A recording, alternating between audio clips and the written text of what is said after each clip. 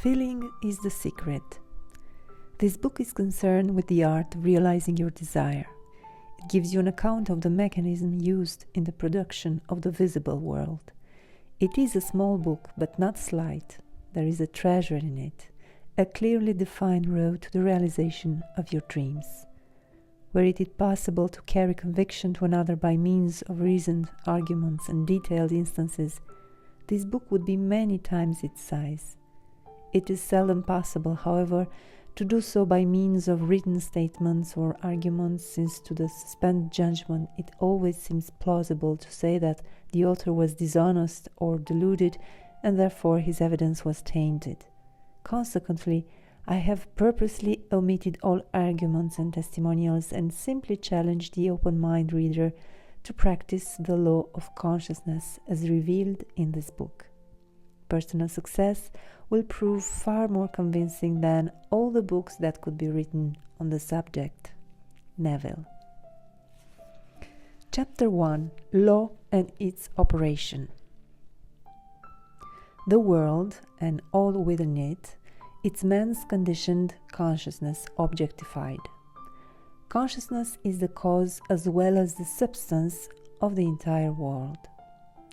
So it is to consciousness that we must turn if we would discover the secret of creation. Knowledge of the law of consciousness and the method of operating this law will enable you to accomplish all you desire in life. Armed with a working knowledge of this law, you can build and maintain an ideal world. Consciousness is the one and only reality, not figuratively, but actually. This reality may, for the sake of clarity, be likened unto a stream which is divided into two parts, the conscious and the subconscious. In order to intelligently operate the law of consciousness, it is necessary to understand the relationship between the conscious and the subconscious. The conscious is personal and selective. The subconscious is impersonal and non-selective. The conscious is the realm of effect. The subconscious is the realm of cause. These two aspects are the male and female divisions of consciousness. The conscious is male, the subconscious is female. The conscious generates ideas and impresses these ideas on the subconscious. The subconscious receives ideas and gives form and expressions to them. By this law, first conceiving an idea and then impressing the idea conceived on the subconscious, all things evolve out of consciousness, and without this sequence, there is not anything made that is made. The conscious impresses the subconscious, while the subconscious expresses all that is impressed upon it. The subconscious does not originate ideas, but accepts as true those which the conscious mind feels to be true and, in a way known only to itself, objectifies the accepted ideas. Therefore, through his power to imagine and feel and his freedom to choose the idea he will entertain, man has control over creation. Control of the subconscious is accomplished through control of your ideas and feelings. The mechanism of creation is hidden in the very depth of subconscious, the female aspect or womb of creation. The subconscious transcends reason and is independent of induction. It contemplates a feeling as a fact existing within itself, and on this assumption proceeds to give expression to it. The creative process begins with an idea, and its cycle runs its course as a feeling and ends in a volition to act. Ideas are impressed on the subconscious through the medium of feeling. No idea can be impressed on the subconscious until it is felt. But once felt, be it good, bad, or indifferent, it must be expressed. Feeling is the one and only medium through which ideas are conveyed to the subconscious. Therefore, The man who does not control his feeling may easily impress the subconscious with undesirable states. By control of feeling is not meant restraint or suppression of your feeling, but rather the disciplining of self to imagine and entertain only such feeling as contributes to your happiness. Control of your feeling is all important to a full and happy life. Never entertain an undesirable feeling, nor think sympathetically about wrong in any shape or form. Do not dwell on the imperfection of yourself or others.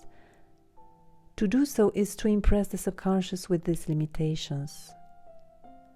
What you do not want done unto you, do not feel that it is done unto you or another. This is the whole law of a full and happy life. Everything else is commentary.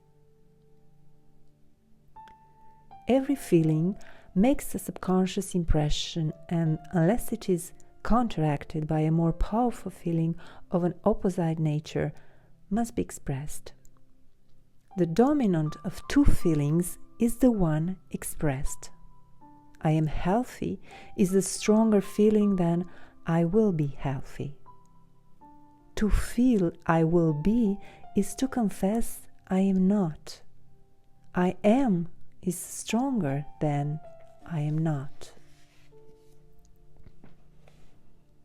What you feel you are always dominates what you feel you would like to be.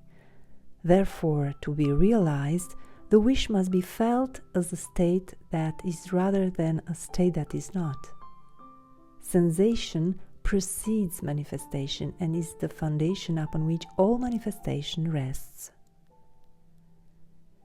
Be careful of your moods and feelings, for there is an unbroken connection between your feelings and your visible world. Your body is an emotion filter and bears the unmistakable marks of your prevalent emotions. Emotional disturbances, especially suppressed emotions, are the causes of all disease. To feel intensely about a wrong without voicing or expressing that feeling is the beginning of disease. This is in both body and environment.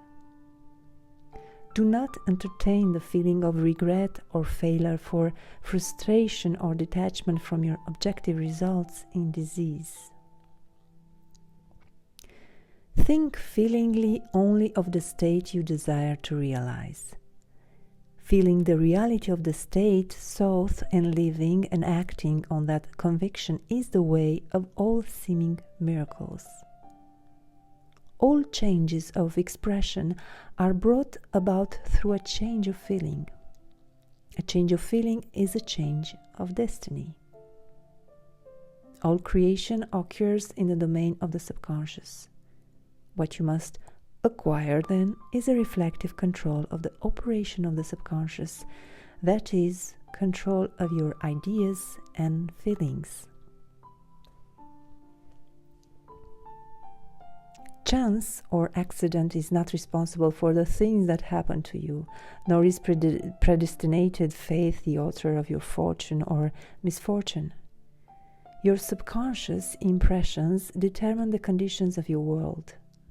The subconscious is not selective, it is impersonal and no respecter of persons. The subconscious is not concerned with the truth or falsity of your feeling.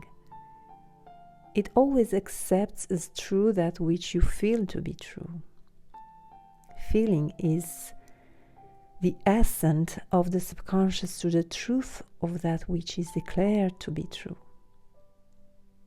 Because of this quality of the subconscious, there is nothing impossible to man. Whatever the mind of man can conceive and feel as true, the subconscious can and must objectify. Your feelings create the pattern from which your world is fashioned, and a change of feeling is a change of pattern. The subconscious never fails to express that which has been impressed upon it. The moment it receives an impression, it begins to work out the ways of its expression. It accepts the feeling impressed upon it, your feeling, as a fact existing within itself, and immediately sets about to produce in the outer or objective world the exact likeness of that feeling. The subconscious never alters the accepted beliefs of man. It outpictures them to the last detail, whether or not they are beneficial. To impress the subconscious with the desirable state, you must assume the feeling that would be yours had you already realized your wish. In defining your objective, you must be concerned only with the objective itself. The manner of expression or the difficulties involved are not to be considered by you. To think feelingly on any state impresses it on the subconscious. Therefore, if you dwell on the difficulties, barriers, or delay, the subconscious, by its very non-selective nature, accepts the feeling of difficulties and obstacles as your request and proceeds to produce them in your outer world. The subconscious is the womb of creation. It receives the idea unto itself through the feelings of man. It never changes the idea received, but always gives it form. Hence, the subconscious outpictures the idea in the image and likeness of the feeling received. To feel a state as hopeless or impossible is to impress the subconscious with the idea of failure. Although the subconscious faithfully serves man, it must not be inferred that the relation is that of a servant to a master, as was anciently conceived. The ancient prophets called it the slave and the servant of man. Saint Paul personified it as a woman and said the woman should be subject to man in everything. The subconscious does serve man and faithfully gives form to his feelings. However, the subconscious has a distinct distaste for compulsion and responds to persuasion rather than to command. Consequently, it resembles the beloved wife more than the servant. The husband is head of the wife. Consciousness is really one and undivided, but for creation's sake it appears to be divided into two. The conscious, objective or male aspect truly is the head and dominates the subconscious, subjective or female aspect. However, this leadership is not that of the tyrant but of the lover. So, by assuming the feeling that would be yours were you already in possession of your objective, the subconscious is moved to build the exact likeness of your assumption. Your desires are not subconsciously accepted until you assume the feeling of their reality, for only through feeling is an idea subconsciously accepted, and only through this subconscious acceptance is it ever expressed. It is easier to ascribe your feeling to events in the world than to admit that the conditions of the world reflect your feeling. However, it is eternally true that the outside mirrors the inside. As within, so without. As above, so below. As below, so above. It is impossible for you to see whether other than the contents of your consciousness. Your world in its every detail is your consciousness objectified. Objective states bear witness of your subconscious impressions. A change of impression results in a change of expression. The subconscious accepts as true that which you feel as true, and because creation is the result of subconscious impressions, you, by your feeling, determine creation. You are already that which you want to be, and your refusal to believe this is the only reason you do not see it. To seek on the outside for that which you do not feel you are is to seek in vain, for we never find that which we want, we find only that which we are. In short, you express and have only that which you are conscious of being or possessing. To him that hath it is given. Denying the evidence of the senses and appropriating the feeling of the wish fulfilled is the way to the realization of your desire. Mastery of self-control of your thoughts and feelings is your highest achievement. However, until perfect self-control is attained, so that in spite of appearances you feel all that you want to feel, use sleep and prayer to aid you in realizing your desired states. These are the two gateways into the subconscious. Chapter 2. Sleep. Sleep, the life that occupies 1/3 of your stay on earth, is the natural door to the subconscious. So it is with sleep that we are now concerned. The conscious 2/3 of our life on earth is measured by the degree of attention we give sleep. Our understanding of and delight in what sleep has to bestow will cause us night after night to set out for it as though we were keeping an appointment with a lover. It is in sleep and in prayer, state akin to sleep, that man enters the subconscious to make his impressions and receive his instructions. In these states, the conscious and subconscious are creatively joined.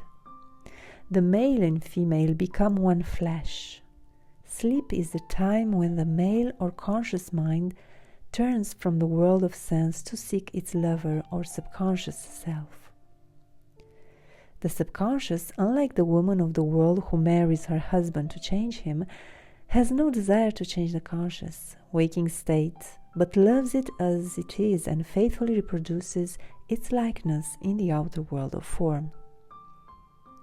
The conditions and events of your life are your children, formed from the molds of your subconscious impressions in sleep. They are made in the image and likeness of your innermost feeling that they may reveal you to yourself. As in heaven, so on earth. As in the subconscious, so on earth. Whatever you have in consciousness as you go to sleep is the measure of your expression in the waking 2/3 of your life on earth. Nothing stops you from realizing your objectives save your failure to feel that you are already that which you wish to be, or that you are already in possession of the things sought. Your subconscious gives form to your desires only when you feel your wish fulfilled. The unconsciousness of sleep is the normal state of the subconscious. Because all things come from within yourself, and your conception of yourself determines that which comes, you should always feel the wish fulfilled before you drop off to sleep. You never draw out of the deep of yourself that which you want. You always draw that which you are, and you are that which you feel yourself to be, as well as that which you feel as true of others. To be realized, then, the wish must be resolved into the feeling of being or having or witnessing the state sought. This is accomplished by assuming the feeling of the wish fulfilled. The feeling which comes in response to the question, how would I feel were my wish realized? Is the feeling which should monopolize and immobilize your attention as you relax into sleep. You must be in the consciousness of being or having that which you want to be or to have before you drop off to sleep. Once asleep, man has no freedom of choice. His entire slumber is dominated by his last waking concept of self. It follows, therefore, that he should always assume the feeling of accomplishment and satisfaction before he retires in sleep. Your mood prior to sleep defines your state of consciousness as you enter into the presence of your everlasting lover, the subconscious. She sees you exactly as you feel yourself to be. If, as you prepare for sleep, you assume and maintain a consciousness of success by feeling, I am successful, you must be successful. Lie flat on your back with your head on a level with your body. Feel as you would were you in possession of your wish and quietly relax into unconsciousness. The subconscious never sleeps. Sleep is the door through which the conscious, waking mind passes to be creatively joined to subconscious. Sleep conceals the creative act, while the objective world reveals it. In sleep, man impresses the subconscious with his conception of himself. What more beautiful description of this romance of the conscious and subconscious is there than the one told in the Song of Solomon? By night on my bed I sought him whom my soul loved. I found him whom my soul loved. I held him, and I not let him go until I had brought him into my mother's house and into the chamber of her that conceived me. Preparing to sleep, you feel yourself into the state of the answered wish and then relax into unconsciousness. Your realized wish is he whom you seek. By night on your bed, you seek the feeling of the wish fulfilled, that you may take it with you into the chamber of her that conceived you, into sleep or the subconscious which gave you form, that this wish also may be given expression. This is the way to discover and conduct your wishes into the subconscious. Feel yourself in the state of the realized wish and quietly drop off to sleep. Night after night, you should assume the feeling of being, having, and witnessing that which you seek to be, possess, and see manifested. Never go to sleep feeling discouraged or dissatisfied. Never sleep in the consciousness of failure. Your subconscious, whose natural state is sleep, sees you as you believe yourself to be, and whether it be good, bad, or indifferent, the subconscious will faithfully embody your belief. As you feel so, do you impress her, and she, the perfect lover, gives form to these impressions and outpictures them as the children of her beloved. You are an eternal dreamer, dreaming non-eternal dreams. Your dreams take form as you assume the feeling of their reality. Do not limit yourself to the past.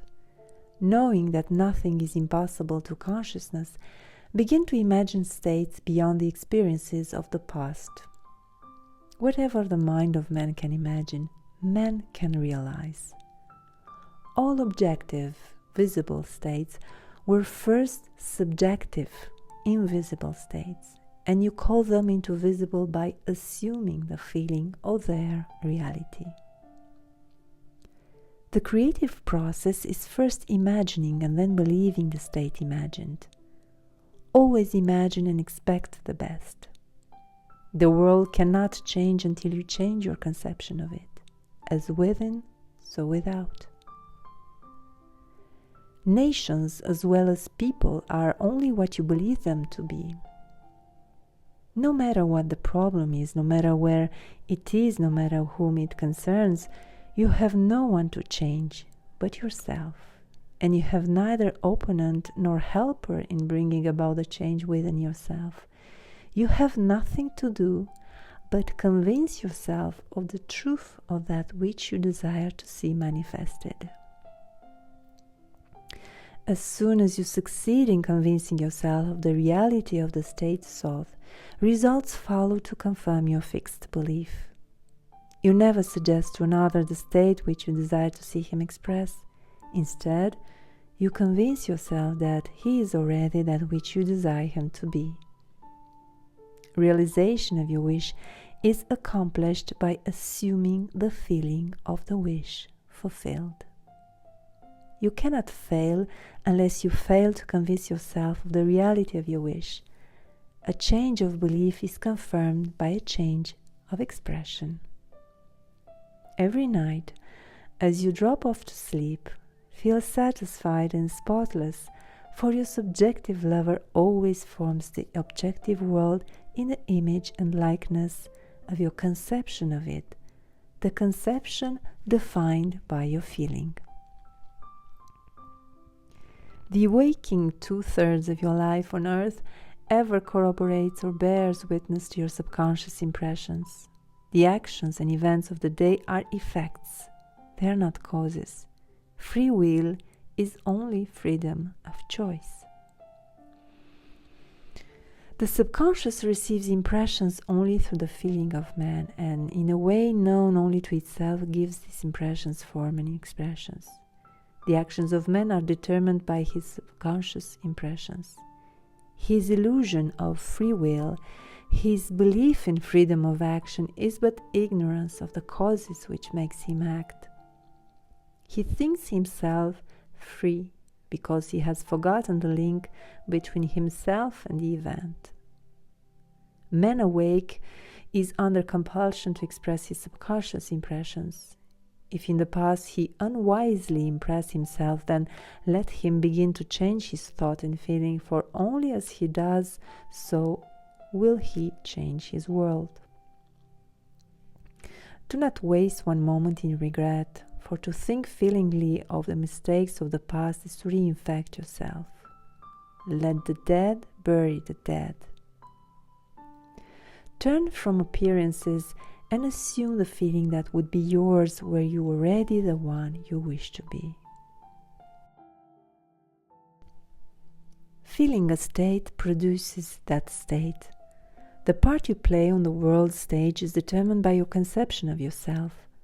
By feeling your wish fulfilled and quietly relaxing into sleep, you cast yourself in a star role to be played on earth tomorrow, and while asleep, you are rehearsed and instructed in your part. The acceptance of the end automatically wills the means of realization. Make no mistake about this. If, as you prepare for sleep, you do not consciously feel yourself into the state of the answered wish, then you will take with you into the chamber of her who conceived you the sum total of the reactions and feelings of the waking day. And while asleep, you will be instructed in the manner in which they will be expressed tomorrow. You will rise believing that you are a free agent, not realizing that every action and event of the day is predetermined by your concept of yourself as you fell asleep. Your only freedom, then, is your freedom of reaction. You are free to choose how you feel and react to the day's drama, but the drama, the actions, events, and circumstances of the day have already been determined. Unless you consciously and purposely define the attitude of mind with which you go to sleep, you unconsciously go to sleep in the composite attitude of mind made up of all the feelings and reactions of the day. Every reaction makes the subconscious impression, and unless counteracted by an opposite and more dominant feeling, is the cause of future action. Ideas enveloped in feeling are creative actions. Use your divine right wisely. Through your ability to think and feel, you have dominion over all creation. While you are awake, you are a gardener selecting seed for your garden, but except the corn of wheat fall into the ground and die, it abided alone, but if it dies, it brings forth much fruit. Your conception of yourself as you fall asleep is the seed you drop into the ground of the subconscious. Dropping off to sleep feeling satisfied and happy compels conditions and events to appear in your world which confirms these attitudes of mind. Sleep is the door into heaven. What you take in as a feeling, you bring out as a condition, action, or object in space. So, sleep in the feeling of the wish fulfilled. Chapter 3: Prayer. Prayer, like sleep, is also an entrance into the subconscious. When you pray, enter into your closet, and when you have shut your door, pray to your Father which is in the secret, and your Father which is in the secret shall reward you openly. Matthew. Prayer is an illusion of sleep which diminishes the impression of the outer world and renders the mind more receptive to suggestion from within. The mind in prayer is in a state of relaxation and receptivity akin to the feeling attained just before dropping off to sleep. Prayer is not so much what you ask for as how you prepare for its reception. Whatsoever things you desire, when you pray, believe that you have received them, and you shall have them. Mark. The only condition required is that you believe that your prayers are already realized. Your prayer must be answered if you assume the feeling that would be yours were you already in possession of your objective. The moment you accept the wish as an accomplished fact, the subconscious finds means for its realization. To pray successfully, then, you must yell to the wish, that is, feel the wish fulfilled. The perfectly disciplined man is always in tune with the wish as an accomplished fact. He knows that consciousness is the one and only reality, that ideas and feelings are facts of consciousness and are as real as objects in space. Therefore, he never entertains a feeling which does not contribute to his happiness, for feelings are the causes of the actions and circumstances of his life. On the other hand, the undisciplined man finds it difficult to believe that which is denied by the senses and usually accepts or rejects solely on appearances of the senses. Because of this tendency to rely on the evidence of the senses, it is necessary to shut them out before starting to pray, before attempting to feel that which they deny. Whenever you are in the state of mind, I should like to, but I cannot, the harder you try, the less you are able to yell to the wish. You never attract that which you want, but always attract that which you are conscious of being. Prayer is the art of assuming the feeling of being and having that which you want. When the senses confirm the absence of your wish, all conscious effort to counteract this suggestion is futile and tends to intensify the suggestion. Prayer is the art of yielding to the wish and not the forcing of the wish. Whenever your feeling is in conflict with your wish, feeling will be the victor. The dominant feeling invariably expresses itself. Prayer must be without effort. In attempting to fix an attitude of mind which is denied by the senses, effort is fatal. To yield successfully to the wish as an accomplished fact, you must create a passive state, a kind of reverie or meditative reflection similar to the feeling which precedes sleep. In such a relaxed state, the mind is turned from the objective world and easily senses the reality of a subjective state. It is a state in which you are conscious and quite able to move or open your eyes, but have no desire to do so. An easy way to create this passive state is to relax in a comfortable chair or on a bed. If on a bed, lie flat on your back with your head on a level with your body. Close the eyes and imagine that you are sleepy. Feel, I am sleepy, so very sleepy. In a little while, a faraway feeling accompanied by a general lassitude and loss of all desire to move envelops you. You feel a pleasant, comfortable rest and not inclined to alter your position although under the circumstances you would not be at all comfortable. When this passive state is reached, imagine that you have realized your wish, not how it was realized, but simply the wish fulfilled.